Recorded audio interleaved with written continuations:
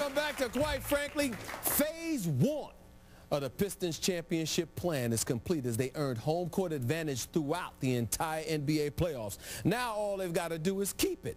One of the biggest reasons for Detroit's success this season has been the play of my next guest, who's been spectacular since signing with the Pistons as a free agent in 2002. In 2004, he was the NBA Finals MVP, and now he's looking to do it again. Ladies and gentlemen, please stand up and give it up for the all-star point guard of the two-time defending Eastern Conference champion, Chauncey Billups.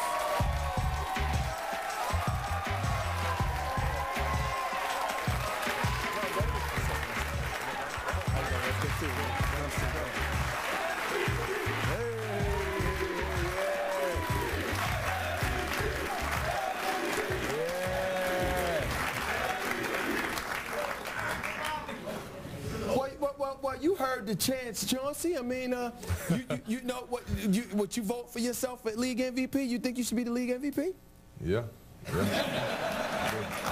All right. I mean, okay. You know what? For real, like, I mean, I think I'm deserving. You know what I'm saying? But I think there's some other dudes just as deserving as I am. All right, but hold on, don't try to skirt, because you know you can run away with it. Why do you think you're deserving the league MVP? Because I think what Steve Nash did, I think he changed the face of that award a little bit. Okay. I think when I used to think what was MVP, I thought it was the best player in the league, period.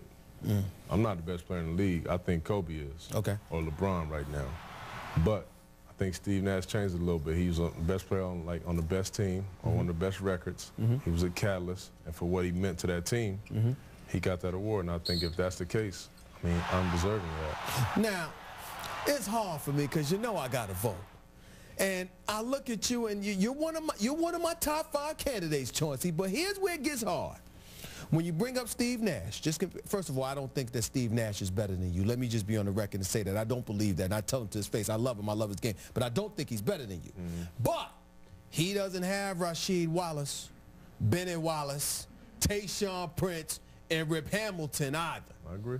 So in my eyes, you combine that with the fact that he didn't have Amari Stoudemire this year, who was hurt. Joe Johnson this year, who's in Atlanta, and Q Richardson, even though that almost seems sacrilegious because he's on the Knicks right now.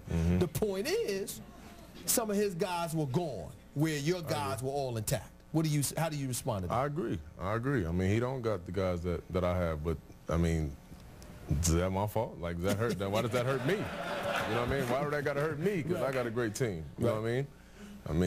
But I do agree with that, though. I agree with the people that had that argument, and I can't fight that. We got a great team. When you look at the Detroit Pistons right now, I mean, clearly the expectation is championships. The thing about it, though, is it doesn't seem like that's something that's grown in terms of y'all agenda throughout the season. It seems to be something that's been there from the very beginning. Talk about that and what y'all mission was coming into this season and why y'all been so focused on that. Our whole mission was losing in Game 7 last year on the road. Our whole mission was, if there's a Game 7 on the road this year, we want to make sure it's in Detroit. We want to make sure we in it, you know. And from day one, that's what we've been all about. Not setting no records, not all stuff, none of that, man. None of that. It was just trying to win the most games and get home court. And we finally accomplished that, you know, with a couple games left in the season. And now that's over with, and we look forward to the playoffs. You know, some people, including myself, we call you Mr. Big Shot as well. I mean, you hit big shots. Go ahead. I mean, I'm not going to stop you. You hit some club shots. That's why I've got mad respect for you. But in Game 7 of the NBA Finals, that must have been a devastating experience for you because you didn't have your best game. Play games 1 through 6, you hit big shots. For some reason in Game 7, things didn't work out. Looking back on that experience, what happened in that game? I mean, first of all, I got 2 fouls in the first 4 minutes of the game, and that threw my rhythm off big time because once I did come back in, you know, I couldn't be as aggressive, you know what I mean, trying not to get that 3rd foul. So that kind of threw my rhythm off. But I mean, they played good. You got to give them credit. They played good, and we didn't play as good as we should have. And we want to try to not do that this season. So having home court advantage, what do you think that's going to do for y'all?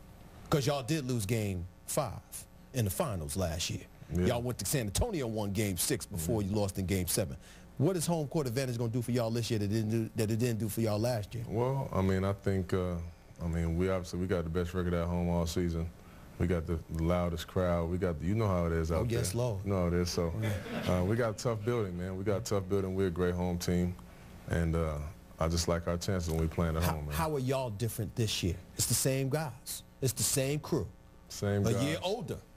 Yeah, you're right, and that helps. You know what I mean? To be with each other once again, the same nucleus. But I think our offense has been the biggest difference this year. We're not as predictable as we have been.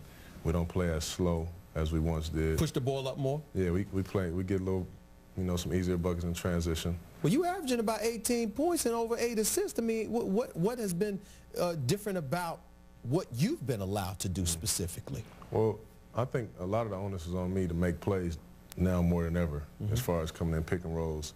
A lot of our offense is pick and roll offense, so they rely on me to, excuse me, make the right play, get it to the right guy at the right time, and just be aggressive with the ball. I'm allowed to, kind of dominate the ball a little more now than I ever have been. You allowed to shoot whenever you want?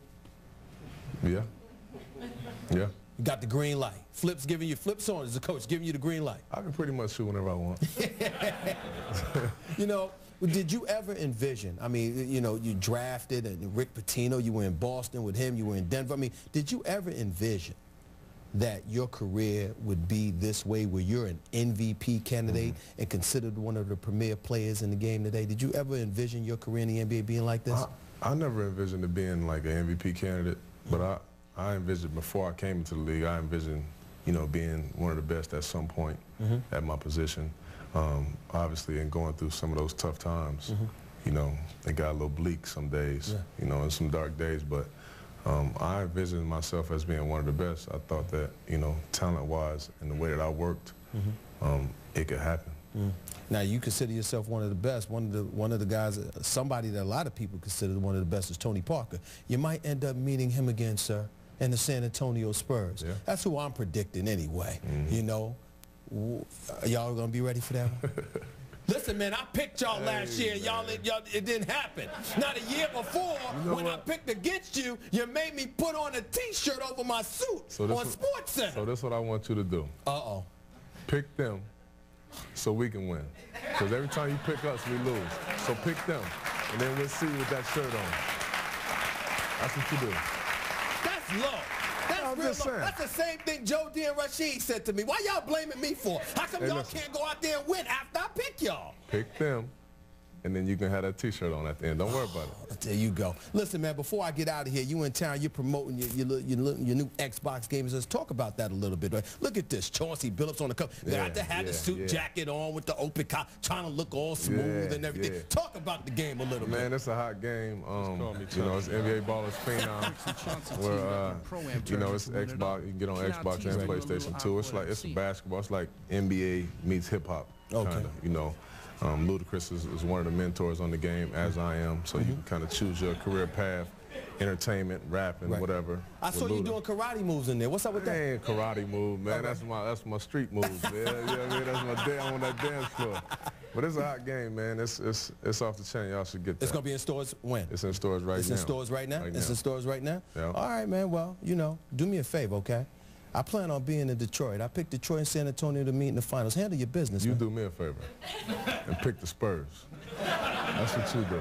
Well, listen, I'll tell you what I do. Since y'all win when I pick against y'all in the finals, mind you, I'm right up until the finals, right?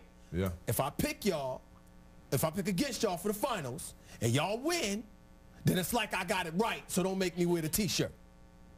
I won't put it on you, but they will. I know they will. I know they will. You know they will. Go handle your business, man. All right, baby. Thanks a lot. I appreciate it. Chauncey Billups, everybody. Good luck to you, my man. And the Pistons the rest of the way when I come back.